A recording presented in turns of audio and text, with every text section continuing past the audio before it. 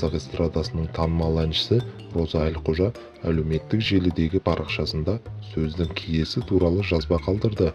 Өнер иесі бір кездері тойдан шаршадым деп қалып, артынша басына іс түскенін, содан кейін 8 ай бойы азап шеккенін жеткізді.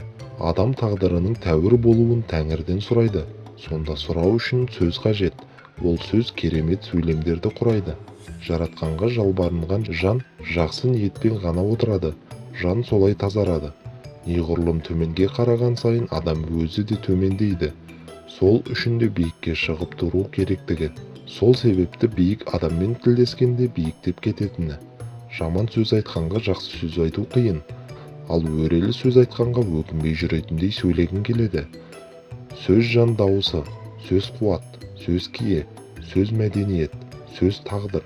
Оны дұрыс қолданбасаң тағдырың өзгеруі мүмкін. Оған сақшы қоймасаң, семсер секілді жүректерді жаралауы мүмкін. Шаршадым, деме шаршап қаласың деген сөз бар екен Роза Бағланованың. Тәңірден сұрағанда да мысалы дұрыс сұрау керек екен, анықтап. Сол сияқты тегін екен деп қолданып сөзбен біреудің көңілін түсіре бермейік. Жөні осы екен деп аспай сөйлейік. Ар жағында қабыл алар Алла бар, азап шегетін адам бар.